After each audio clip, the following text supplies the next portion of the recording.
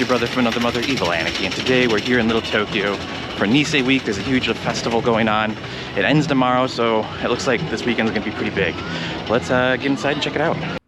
It's the Pocari Sweatmobile. This isn't my first time at this little plaza park area for an event. I've been here for Annie Marketplace, and Good Smile Company actually had a Smile Fest event here in LA at the same location.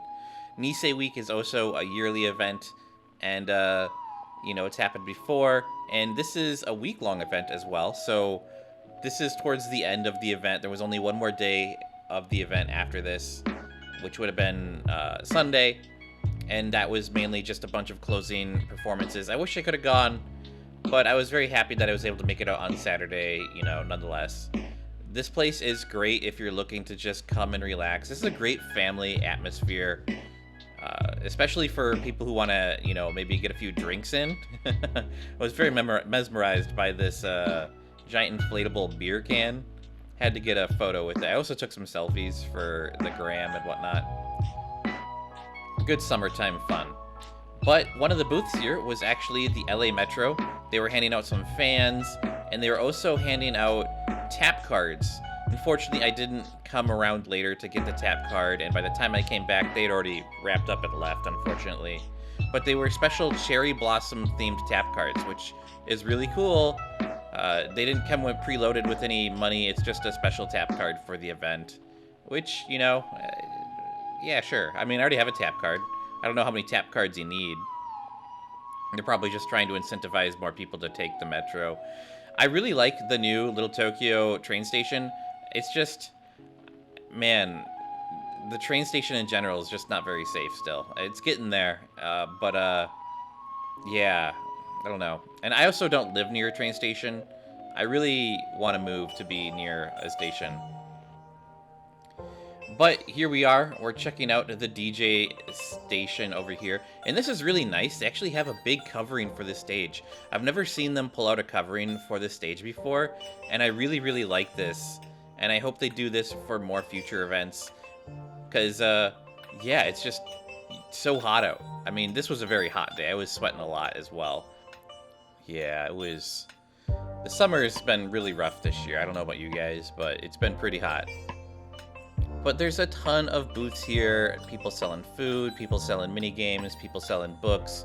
There's like a whole flea market side of this event.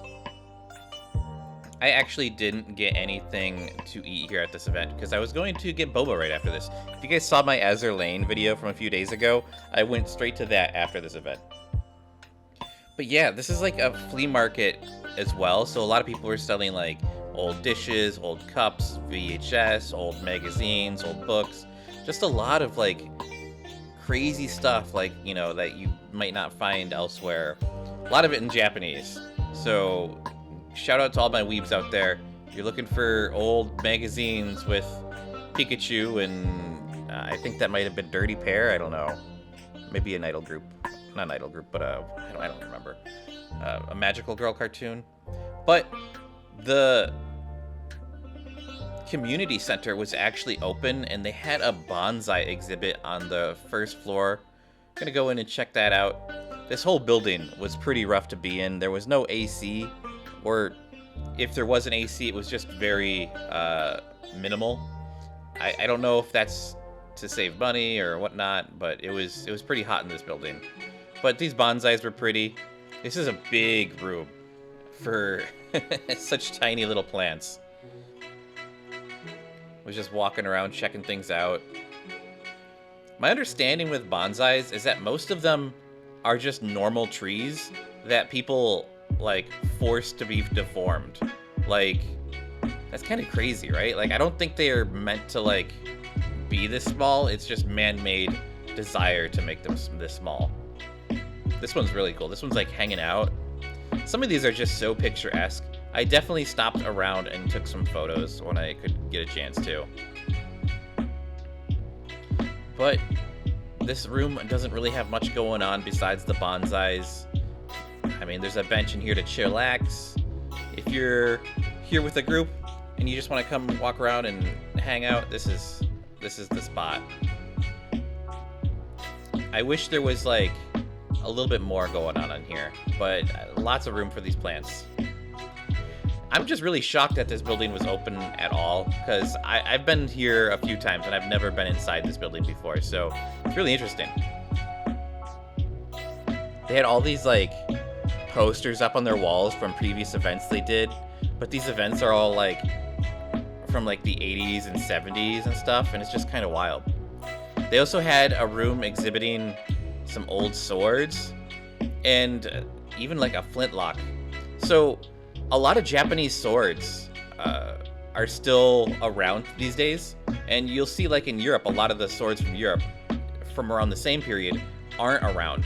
And my understanding is that sword maintenance in Japan was just a little bit more superior, and that's why we see so many samurai swords still around as opposed to like, you know, medieval swords.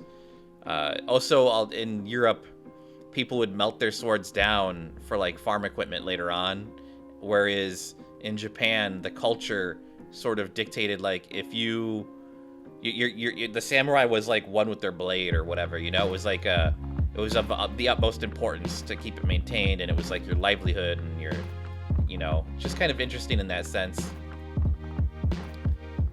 But yeah, these are some really cool exhibits.